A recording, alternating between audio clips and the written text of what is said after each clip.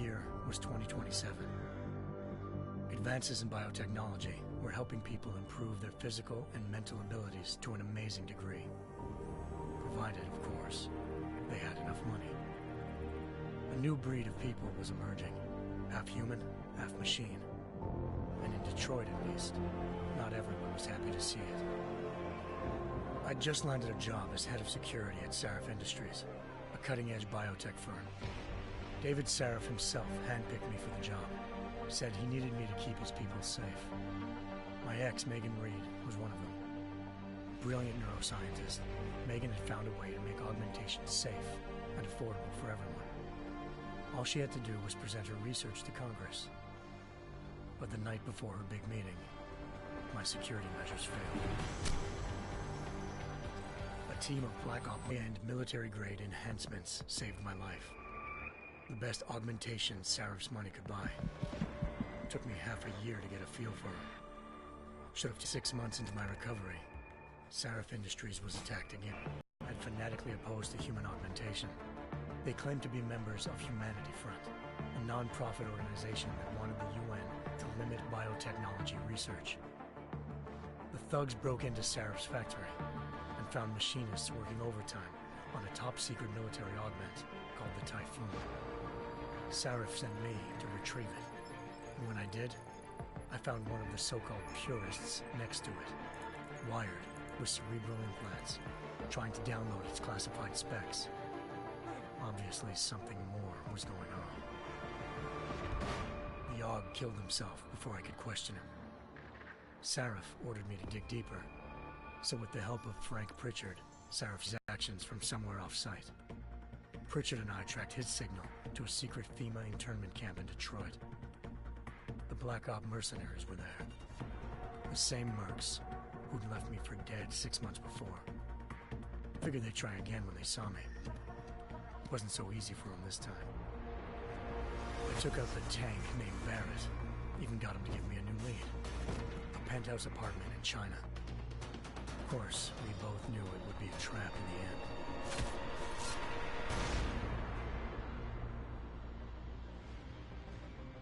Hengsha Island, China.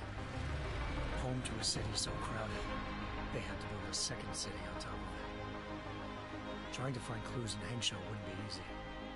Lucky for me, I wasn't alone. Farida Malik, Sarif Industries' ace pilot, had lived in Hengsha before. A good person to have on your side. She knew enough about the place to get me around. Malik dropped me in the lower city, close to the penthouse Barrett had told me about. Bell Tower Associates, a private security firm under contract to the Chinese government, had agents tossing the suite when I arrived. Just not for the reason I'd been expecting. Turns out the man who lived there was a criminal hacker named Van Bruggen. The same hacker who'd been remotely controlling the Aug in Sarif's factory. Van Bruggen's panicked decision to force the man to commit suicide had been a mistake. Now his mercenary partners were gunning for him, and I needed to find him before they did. Locating Van Bruggen meant playing nice with the Triads, Hengsha's organized crime lords. They had the hacker holed up inside a low-rent capsule hotel. By the time I found him, Van Bruggen had no qualms giving up the woman who hired him. Zhao Yunru, president of the Taiyang Medical Corporation. According to Van Bruggen, Zhao wanted to monopolize the augmentation industry and had hired Black Ops mercenaries to destabilize her competition. Sarif Industries was at the top of her list. To prove this, I needed to get inside TYM and grab a surveillance hologram off a spin when he told me this. But nothing could have prepared me for what I saw. Megan wasn't dead. Researchers had been kidnapped, spirited away somewhere while their kidnappers made it look like they were dead. Desperate to learn more, I confronted Zhao in her penthouse. She claimed to be a pawn in a bigger plan, and hinted at a group so powerful it controlled global interests at a whim. Then she slipped into a panic room and hit the alarm, forcing me to make a very quick exit.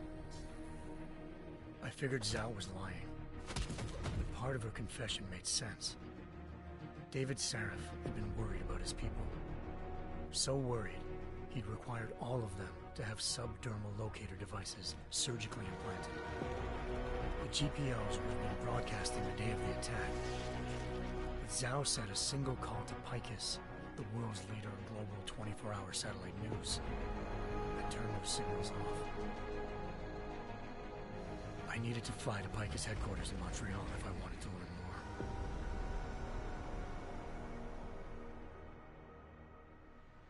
Eliza Cassan, Picus Communications' First Lady of News.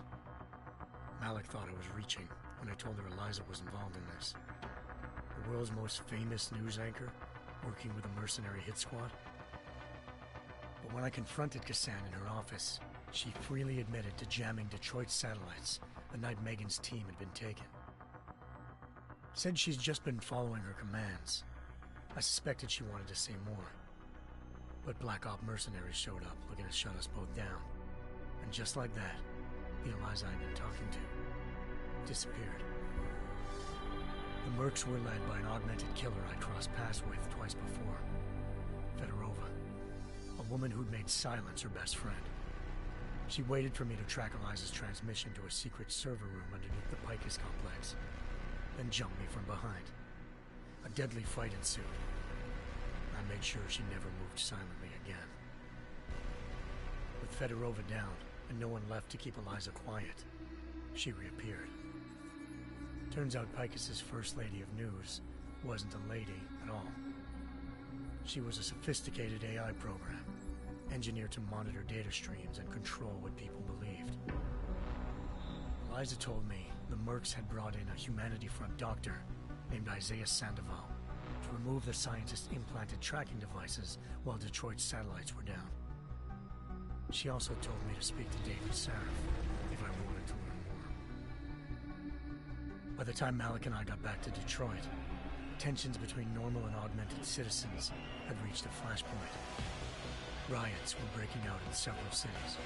The UN was being urged to intervene. Sarif was trying hard to convince Hugh Darrow, the inventor-turned-philanthropist who'd once been a leading proponent of enhancement. Sarif had a lot riding on Darrow. Megan's discovery would have given millions of people the chance to evolve beyond their normal human abilities, and at the same time catapulted Sarif Industries to the top of the Fortune 500.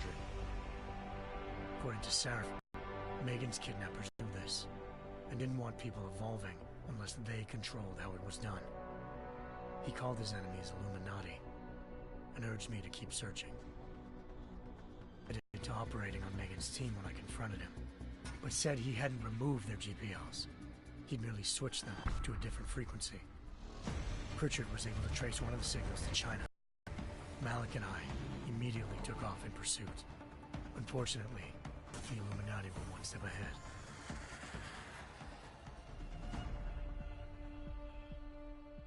Ambushed.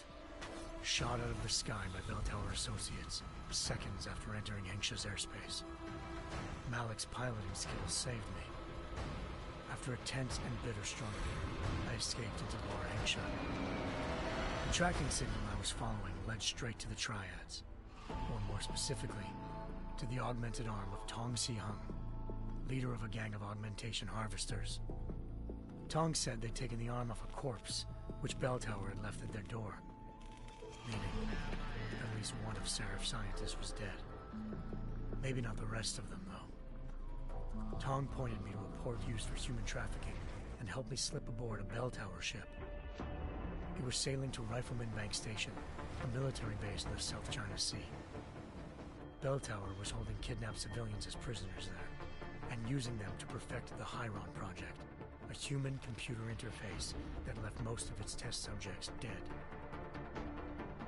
My search for Megan would have ended then, if not for a mysterious ally named Quinn. In exchange for my help exposing Bell Tower, I aboard a second ship headed to Singapore, and an Illuminati-run biotech facility called Omega Ranch.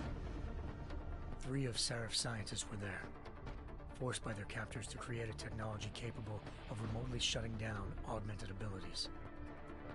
Thanks to an emergency recall notice issued by the World Health Organization, millions of people all over the world already had the biochip installed. With the help of the scientists, I tracked Megan to a private section of the ranch. There, I ran into Yaron Namir, the walking tank who'd put a bullet in my brain the first time we met. He'd teamed up with Zhao and was hoping to catch me off guard. Their little ambush didn't work.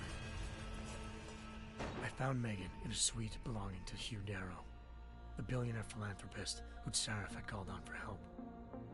Darrow had convinced her to go along with the biochip plan by promising to sabotage the tech. As she was explaining this, Darrow appeared in a global broadcast, telling the world that actions would be the death of mankind. Then he activated the biochips to prove his point. All over the world, augmented people flew into a killing frenzy. Darrow made it clear. How would the world react to this sabotage? Would people ever regain their faith in augmentations again? What would be the Illuminati's next move? Only time will give us the answers.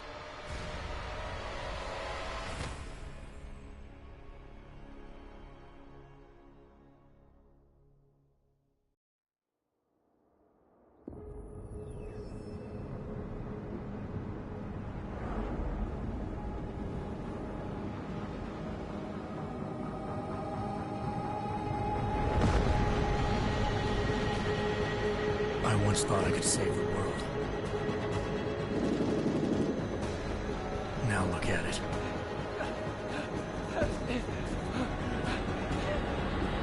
In yet another augmented terror attack, 251 passengers aboard sister airlines Flight 451 were killed when an augmented passenger broke into the plane's cockpit and ruthlessly butchered its flight crew.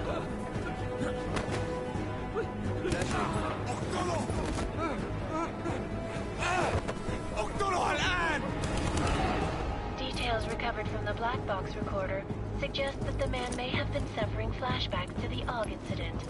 That horrible day 2 years ago when augmented people all over the world flew into a psychotic killing spree, causing the greatest loss of life in recent history. Sometimes, you just have to let go. And embrace what you've become. Not gonna go all wonky on us now, Hansa, are ya? Look at you, McCready. I guarantee you'll never see it coming. Agent Jensen! Am I gonna have a problem with you? No, sir. No reason to assume you would. Good. Because you are the only augmented operative on this team, and I intend to make good use of you. Listen up, all of you. We got a sandstorm barreling down our arse and we can't afford to make mistakes. We're going after this man, an arms dealer named Shepard. He's ex-Bell Tower, one of the Special Forces commanders who disappeared during the incident. And he's come out of hiding.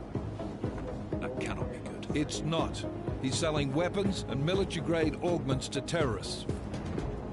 This is Aran Singh, the undercover agent who lured Shepard out of his hole.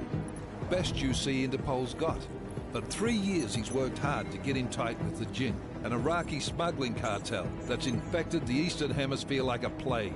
Last week, our arms dealer sent a message to the Jinn, offering to sell them a shitload of black market merchandise dirt cheap. They told Singh to handle the buy. They're not gonna like it when Interpol disrupts their party. Singh's cover really that good? It is right now. We need to keep it that way. This is where the deal's going down. A half-finished high-rise hotel that's been abandoned ever since the incident. It's not a pretty picture inside. Let me guess. Most of the laborers were augmented with heavy-duty industrial rigs. So when the incident hit, and they all went schizo, things got gruesome real fast. And no one, except for some homeless junkies, have been inside the place ever since. So what's the plan, Director? Singh's meeting Shepard on the ground floor, inside the hotel's main atrium. He sent the bulk of his Jinn crew to the penthouse levels to secure a vantage point. I want McCready's team to take up positions overlooking the atrium and make the arrest. Jensen, you're going in solo from the roof. My objectives? Keep the Jinn from joining the party. As far as we can tell, only one route connects the atrium to the penthouse level, a halfway decent elevator shaft. Here. I want you to block access to it. Fine. Just cut me loose. Do you plan on relying solely on your augments for this one? I'd recommend taking a little hardware, just to be sure.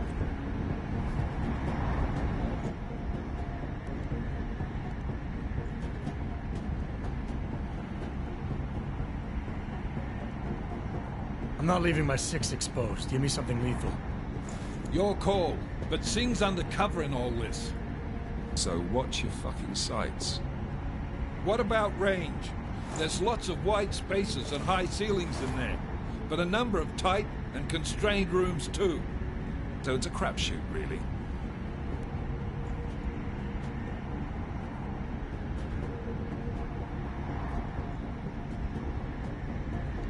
Well, I'm not looking to play dice with anyone in there. Give me something with distance. Your call. Less chance of being seen and compromising Singh that way. One last thing, Jensen. Singh said the Jinn are using some sort of portable Wi-Fi device to boost communications. He's got a better chance of maintaining cover if you disable it. I'll keep an eye out for it. But aren't we on the clock here? You said there's a sandstorm moving in. There is, and we got the intel on this mission at the very last minute. So we're scrambling a little. If it comes to it, your #1 priority is keeping the Jinn out of that atrium. Copy that. Time to put away your happy thoughts, gentlemen. We're approaching the target building. You're up first, Jensen. Let's do this. Task Force Actual. Knife Leader. Engage Hush drives and descend to Angels 1-5.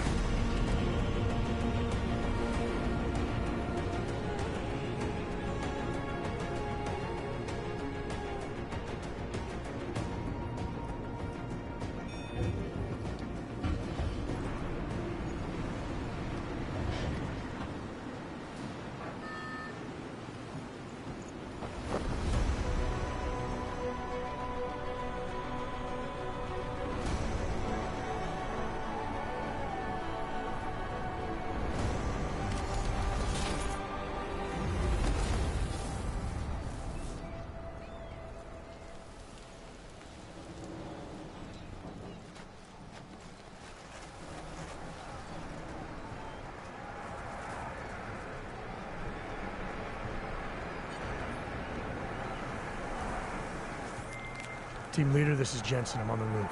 Solid copy. Move into the building. The access route you need to block is at the far end of the penthouses. And keep in mind, the direct route might not be the easiest one. Roger that. McCready will advise once his team is on the ground. Miller out.